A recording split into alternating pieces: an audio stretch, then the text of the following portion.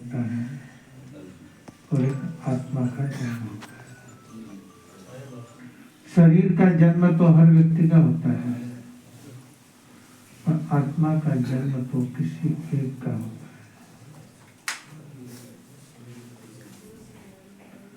शरीर के जन्म को तो हम जानते हैं कि व्यक्ति जन्मा है और उसका नामकरण भी होता है। यहाँ आत्मा का जन्म भी होता है और उसका भी नामकरण होता है। संयम जीवन स्वीकार करते हैं वह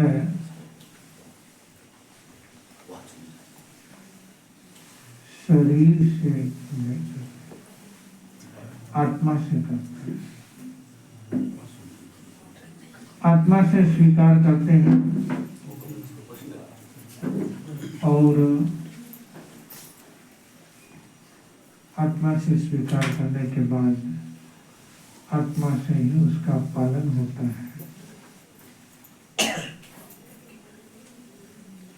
इसलिए संयम जीवन स्वीकार को भी कहा जाता है कि दूसरा जन्म होगा, एक जन्म के अंदर दूसरा जन्म होगा। तो आज के दिन, कुछ दिन पहले हमने आचार्य महाश्रवण का जन्मदिन नहीं मनाया। उस समय जन्मदिन मनाया था मोहन दुग्गड़ का। आज जन्मदिन मना रहे हैं हम इसका आचार्य महाश्रवण का। आप कहोगे व्यक्तित्व एक ही दोनों, चाहे मोहन कहो, चाहे मुदित कहो, चाहे महाश्रवण कहो,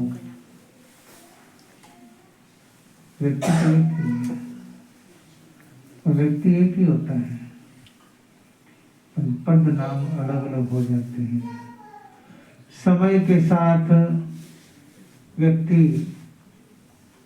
के पर्याय बदल जाते हैं। आचार्य महाश्रवण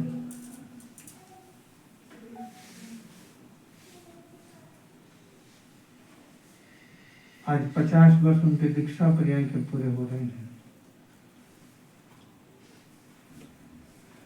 50 वर्ष पूरे होने पर एक माना जाता है कि संयम पर्याय के 50 वर्ष पूरे करना है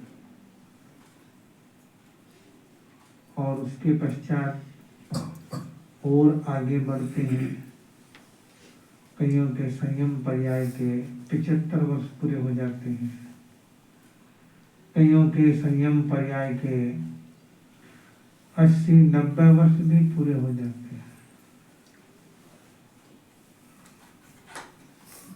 आचार्य महाश्रवण जी के शासन काल में हमारे धर्म संघ में एक साध्वी है जो अभी वर्तमान में 106 वर्ष की। एक साध्वी है जो लगभग 98 वर्ष की है। आचार्य महाश्रवण दीक्षा लेना एक संस्कार है और उस संस्कार के बाद अपने जीवन को बनाना ये व्यक्ति के स्वयं के कर्म के ऊपर है। दीक्षा तो हम सब ने ली है, मैंने भी ली है, इन्होंने भी ली है और भी सैकड़ों साधु साधियों ने ली है।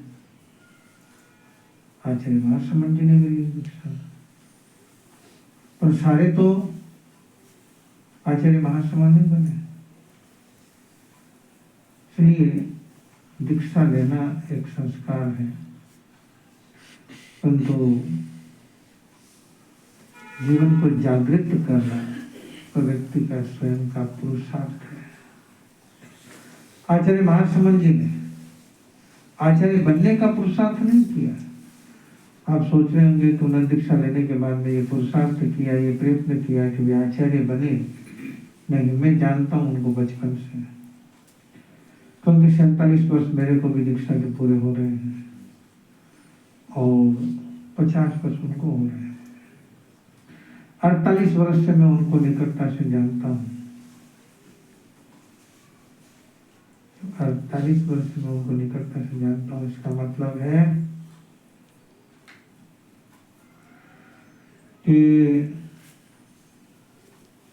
48 कैसे समझ लो, लगभग 50 वर्ष से जानता हूँ। वे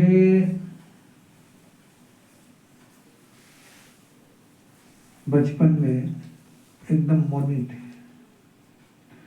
10 बार बुलाते तब 1 बार बोलते थे, पर आज भी बोलते नहीं ज्यादा। आप सोचते हैं कि आज बोलते हैं, आज भी बोलते नहीं है, मुस्कुराते हैं और आशीर्वाद देते हैं जी हाँ बस। आप सोचोगे कि वो बात करते हैं, बात नहीं करते हैं। आप जाते हो, आप अपनी बात कह देते हो, वे सुनते हैं बड़े ध्यान से। आवश्यक होता है तो 2 या 3 शब्दों का प्रयोग करते हैं।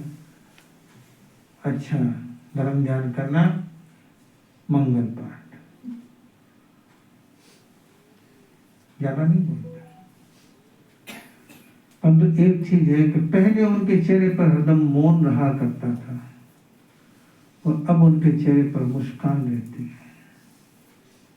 पहले मुस्कान देखने को नहीं मिलती थी, अब उनके चेहरे पर मुस्कान रहती है।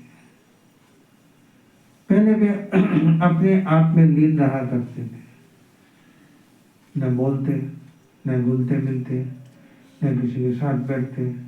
वे अपने अध्ययन में लगे रहते, पढ़ते रहते, सीखते रहते। हम सोचते कि इतना पढ़ाकू भी क्यों बनना है,